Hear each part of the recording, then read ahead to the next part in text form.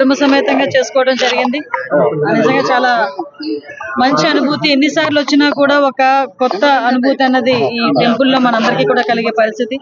ఆ లక్ష్మీ నరసింహస్వామి అనుగ్రహం ఉత్తరాంధ్ర జిల్లాలకే కాదు, ఆంధ్రప్రదేశ్ రాష్ట్రానికే కాదు, తెలుగు రాష్ట్రాలు, ప్రపంచ వ్యాప్తంగా ఉన్న తెలుగు రాష్ట్రాల్లో ఉన్న ప్రజలందరికీ కూడా అనుగ్రహం కలగాలని మనస్ఫూర్తిగా కోరుకుంటున్నా.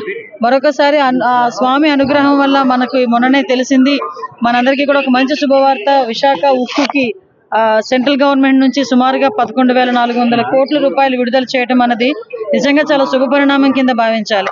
లాస్ట్ 5 సంవత్సరాలు అసలు స్టీల్ ప్లాంట్ ఉంటుందా ఉండదా, ప్రైవేటైజేషన్ చేసేస్తారు, అమ్మేస్తారు, పిట్ ప్రోకో కింద వెళ్ళిపోద్ది అని రకరకాలైన ఆలోచనలో ఉన్న పరిస్థితి దగ్గర నుంచి ఈ రోజు స్టీల్ ప్లాంట్ ని నమ్ముకున్న ప్రజల్ని, అదేవిధంగా ఈ రోజు రక్షించుకోవాలన్న బాధ్యతతో ఈ రోజు కేంద్ర ప్రభుత్వం గౌరవ చంద్రబాబు నాయుడు గారి విజ్ఞప్తి మేరకు, ఈ రోజు ఎన్డీఏ గవర్నమెంట్ విజ్ఞప్తి మేరకు వాళ్ళు బాధ్యతాయుతంగా వ్యవహరించి ఈ రోజు సుమారుగా 11,400 కోట్ల రూపాయలని విశాఖ ఉక్కుకి ఈ రోజు మనం సహాయం చేయడం అన్నది నిజంగా చాలా శుభ పరిణామం కింద భావించాలి.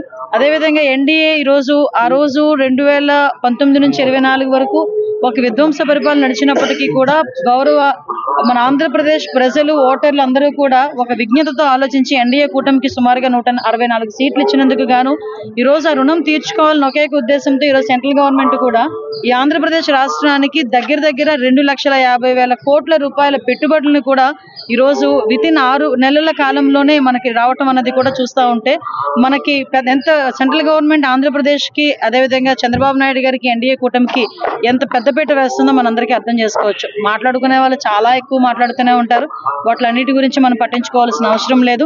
లాస్ట్ 5 సంవత్సరాల్లో విజయసాయి రెడ్డి లాంటి వాళ్ళు పాదయాత్రలు చేశారు, మేము ఏమి చేయలేము అంటే లాస్ట్ మినిట్ తీసుకొచ్చి దాని గురించి రాజీనామాలు చేయించిన పరిస్థితి కూడా ఉంది, ఎంపీల చేత రాజీనామాలు చేయించిన పరిస్థితి కూడా ఉంది. అంటే లాస్ట్ ఒక రోజు ముందు రాజీనామాలు చేయించిన పరిస్థితి కూడా కనిపించింది వైఎస్ఆర్సీపీ వాళ్ళు. కానీ వాళ్ళు ఎవరూ చేయలేనిది ఎన్డీఏ కూటమి వచ్చిన తర్వాత 6 నెలల కాలంలోనే మేము సుమారుగా 11,400 కోట్ల రూపాయలు ఈరోజు కేంద్ర సహాయం తీసుకురావడం అనేది మంచి పరిణామం. నేను మళ్ళీ చెప్తున్నానండి, చంద్రబాబు నాయుడు గారు ఢిల్లీ పర్యటన వేరు, జగన్మోహన్ రెడ్డి ఢిల్లీ పర్యటన వేరు. జగన్మోహన్ రెడ్డి ఢిల్లీ పర్యటన చేస్తే ఆయన కేసులు ఒకటో వాయిదా పడడమో లేకపోతే కోర్టులు కొంచెం ఊరట కలిగించడమో జరిగేది. కానీ చంద్రబాబు నాయుడు గారు మీరు అబ్జర్వ్ చేస్తే ప్రజలు కూడా వదిలేస్తున్నాయి, ఇది నేను ప్రజలు కూడా ఆలోచించుకోవాల్సిన అవసరం ఉంది. చంద్రబాబు నాయుడు గారు గౌరవ సీఎం గారు ఎప్పుడు ఢిల్లీ వెళ్ళినా వితిన్ 10 days లో కంపల్సరిగా మనకు సెంట్రల్ గవర్నమెంట్ నుంచి ఏదో ఒక ఫండ్ వస్తూనే ఉంది. కాబట్టి దీన్ని కూడా అర్థం చేసుకోవాల్సిందిగా ప్రతి ఒక్కరిని కోరుకుంటూ, విజ్ఞత కలిగిన చంద్రబాబు నాయుడు గారికి, పవన్ కళ్యాణ్ గారికి కూడా మనందరం కూడా అండదండలుగా ఉండాలని మనస్ఫూర్తిగా తెలియజేస్తున్నాం. మామూలుగానే ఈ రోజు చంద్రబాబు నాయుడు గారిని చూసి, ఎన్డీఏ గవర్నమెంట్ ని చూసి పెట్టుబడులు రావడం అనేది ఎలా ఉన్నదో మీరు అందరూ చూస్తున్నారు. ఎందుకంటే నా నియోజకవర్గంలోనే ఈ రోజు ఆర్సీ మెటీరియల్ కానీ, బల్క్ డ్రగ్ పార్క్స్ కానీ, పక్కన ఎలమంచిల్ నియోజకవర్గంలోని గ్రీన్ జోన్ కానీ, మనకి ఎన్టీపీసీ మనకి పవర్ ప్రాజెక్ట్స్ కానీ ఎన్ని వచ్చినాయో మనందరికీ కూడా తెలుసు. ఇవే కాకుండా జనరల్ గా మనకి గూగుల్ వాళ్ళది కానీ, మనకి కంపల్సరీగా వచ్చేది టీసీఎస్లు కానీ, అంటే ఓవరాల్ గా పెట్టుబడులు వెలువన్నది వస్తుంది. ఈ రోజు ఒక మంచి ప్లాట్ఫామ్ దొరికింది దావోస్ లో. ఆ ప్లాట్ఫామ్ లో కూడా ఈ రోజు గౌరవ చంద్రబాబు నాయుడు గారు, లోకేష్ గారు ఇద్దరు కూడా ప్రసంగించనున్నారు. అది ఒక మంచి అవకాశం కింద భావించాలి. ఇంతకు ముందు దావోస్ పర్యటన అంటే చలి ఎక్కువ ఉంటుంది అని చెప్పుకునే సందర్భాల నుంచి, మంత్రుల నుంచి ఈ రోజు దావోస్ పర్యటన అంటే ఎన్ని కోట్ల పెట్టుబడులు ఆంధ్రప్రదేశ్ తీసుకొచ్చామని గర్వంగా తలెత్తుకుని తిరిగి వచ్చి ప్రెస్ మీట్లు చెప్పుకునే స్థాయికి ఈ రోజు వచ్చిందని చెప్పడానికి ఇది ఒక నిదర్శనంగా భావించాలి. ఎవ్రీవేర్ ఎక్కడ కూడా మేము టాలరేట్ చేయట్లేదండి. కొకైన్ కానీ, గాంజా కానీ, డ్రగ్స్ కానీ ఏ విషయంలో కూడా టాలరేట్ చేయట్లేదు. మీరు అబ్జర్వ్ చేస్తే లాస్ట్ 6 months లో విపరీతంగా మేము పట్టుకున్న వాటన్నిటిని కూడా కేసులు ఇప్పుడు రీసెంట్ గా చూస్తే పీడీ యాక్ట్ కూడా పెట్టున్నాం. ఈ గాంజా స్మగ్లింగ్స్ ఎవరు చేస్తున్నారు, గాంజా తీసుకున్న వాళ్ళ మీద కూడా యాక్ట్లు కూడా పెట్టే పరిస్థితి, పీడీ యాక్ట్ కూడా పెట్టే పరిస్థితి ఉంది.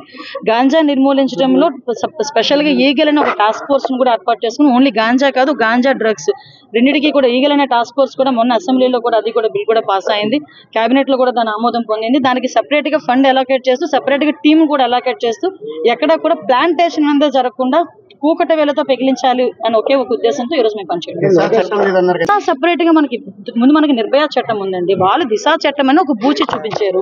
బూచి చూపించి ఏం చేశారు, దిశా చట్టం ద్వారా మేము ఏదో చాలా ఏంటది సంథింగ్ మెరాకిల్స్ చేస్తున్నాము అన్నారు. దిశా చట్టంతోనే మెరాకిల్స్ చేయాల్సిన అవసరం లేదు. ఈ రోజు మొన్న రీసెంట్ గా జూలై నెలలో విజయనగరంలో ఒక మైనర్ బాలిక మీద అత్యాచారం జరిగింది. సుమారుగా నాకు తెలిసి మంత్స్ బేబీ మీద అత్యాచారం జరిగింది. ఎవరైతే అత్యాచారం చేశాడో అతనికి 6 నెలలు తిరగకుండానే శిక్ష పడిన పరిస్థితి కనిపించింది.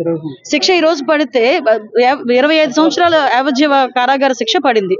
అంటే 6 నెలల కాలంలోనే మనం అతనికి శిక్ష విధించుకునే పరిస్థితులు తీసుకొచ్చాం. దీనికి ఏంటంటే ప్రాపర్ వేలో పోలీస్ అన్న వాళ్ళు యాక్ట్ చేసి ఛార్జ్ షీట్స్ ఓపెన్ చేయడం కానీ, ఛార్జ్ షీట్ సబ్మిట్ చేయడం కానీ, దాని ఎవిడెన్స్ సబ్మిట్ చేయడం కానీ, ఫోరెన్సిక్ రిపోర్ట్ సబ్మిట్ చేయడం కానీ, ఇవన్నీ కూడా ప్రాపర్ వేలో ఎగ్జిక్యూట్ చేయడం, పోలీస్ డిపార్ట్మెంట్ ఎగ్జిక్యూట్ చేసిన లీగల్ గా వాళ్ళు కూడా మనకి సపోర్ట్ చేస్తే ఆటోమేటిక్ గా నిందితుడు అన్న వాడికి శిక్ష పడిద్ది.